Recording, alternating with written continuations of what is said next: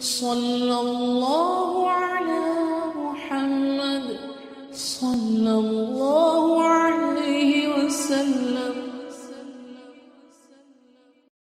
Sallallahu ala Muhammad Sallallahu alayhi wasallam Sallallahu ala Muhammad Sallallahu alayhi wasallam. One thing which caught the minds of many people in early 90s was a film, documentary movie made The Secret. A book was written by a lady, scholarly lady, who wrote her own thoughts, what her research is. So everyone has right to research and give idea. So book was written the book's name was The Secret. And then based upon that, the movie was made, and still people are believing. And what's mentioned in there is, they say like that there's physical laws of science. There is also other laws which actually govern us. So they named it a law of attraction. So basically, like that brother was asking, all the theory, the book is based upon that your thoughts can actually make you have those things which you want. So if you think, if you positively, if you do this, and if you think in this way, meaning the secret was discovered that you can have the life you want if you think in this particular way. You just have to think. You just have to do muraqabah. So it's a book of muraqabah. The book, actually, that's what it is. But that muraqabah is a muraqabah of dunya, meaning you have. Muraqabah means to focus on one thing, certain thing. Control your mind in such a way that it's focused on one thing. So muraqabah, literal translation of muraqabah is what? Control. So what you are controlling, you're controlling your thoughts. Imagination, you are controlling in a particular way. So you control what's come in you, heart, you control what's going out. So that's why it's known as muraqabah, that it's like a focus. You can say it's a focus exercise, deep thinking. So that book has this idea, and it caught the many of minds, and it was used, and still it is used, and they think law of attraction. The laws are made by Allah subhanahu wa ta'ala, even physical laws, but one should not rely so much. They are, the maker can change them as well. So let's say scientists say that all these laws of physics, how we know? We are, oh yeah, they must be like this, it must be like this. And now they say in the black hole, all law of physics go zero. Nothing, it's something else. Nothing more. So where is all science gone? Out of the window. Just as now, even scientists were in the verge of even changing many like theories, like theory of relativity and others, that they were rethinking to change it because they could not figure somehow actually something in the structure of stars and black holes, and they were thinking that the quantum mechanics physics which we have is not right. We maybe they were thinking about changing all of it, and then they discovered something. It can solve. So it's knowledge like this which is changed. Those people do not claim they have absolute, which is our fault that we think. So a worldly case, you can rely, it doesn't matter, so you will actually benefit, or you will suffer some loss, that will be worldly. But to get these questions about existence of God or Akhirah, they are not in their scope. उनको तो worm की समझ नहीं आ रही, virus, corona virus की समझ नहीं आ रही, God को क्या समझना है, and oneself. So people follow this law of attraction. They paid lots of money, to become billionaires, to millionaires and things, so that we can become rich and, things can be under their control. But that, over time, it's proven that it's not actually as they said. There were things, and it was not working. And then they say after 5 years, it was, now we know why it was, but when this one point was missing, try this. So it's all trial and error thing. Now regarding dunya, because we are talking about the creation, Rasulullah sallallahu alaihi wasallam gave a principle of law of attraction. He gave a law of attraction as well. But that is not dependent upon testing or anything. It's absolute. That's how it is.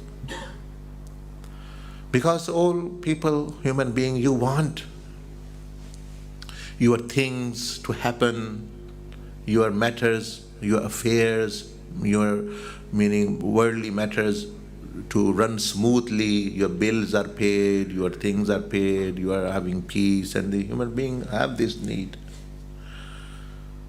Now the Prophet ﷺ, he gave this law of principle in many, many ahadith, and especially in his last part of his blessed life.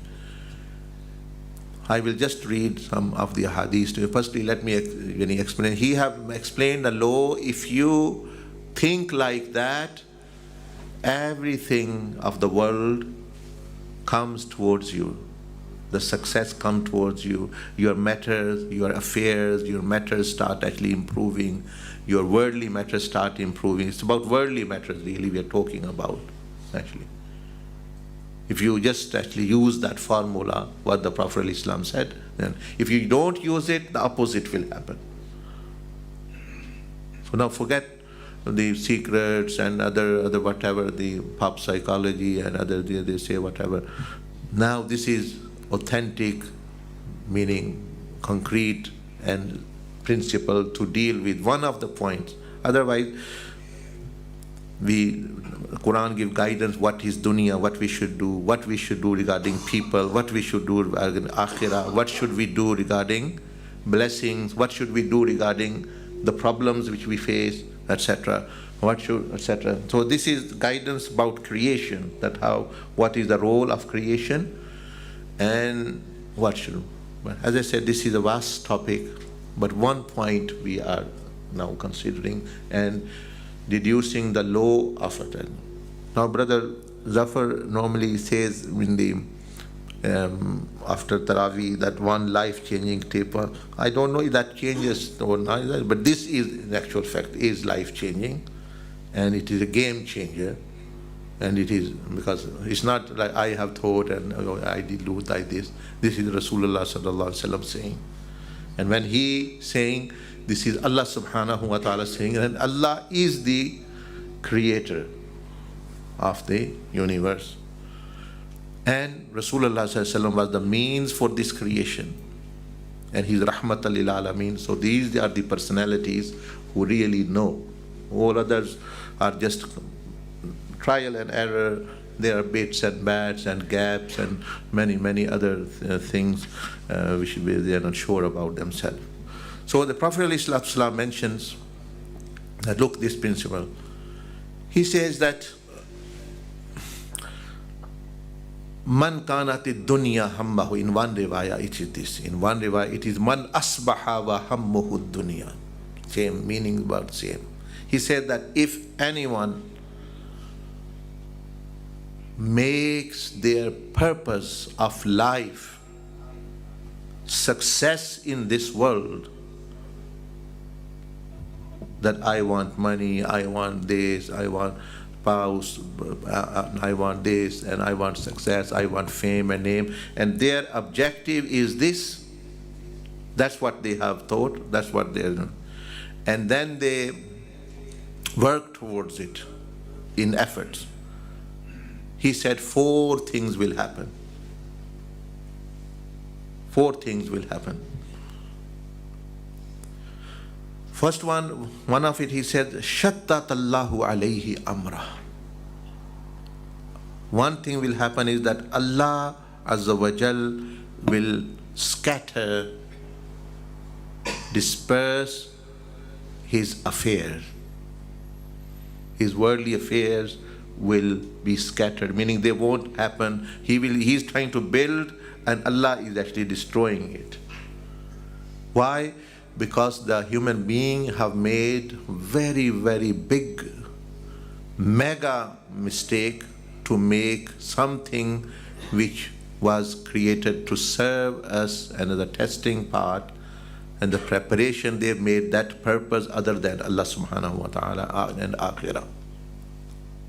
So first thing, Prophet Islam said, one thing, Shattat Allahu alayhi amra, कि जो शख्स इस हाल में सुबह करे कि उसे सिर्फ हसूल दुनिया की फिक्र लाहक हो, दुनिया ही बनानी बन, घर बन जाए, पैसा बन जाए, दौलत बन जाए, इज़्ज़त बन जाए, ये हो, तो अल्लाह ताला उसके काम बखेर देता है, यानी काम संवारने और बनने नहीं देता, यानी his matters are scattered.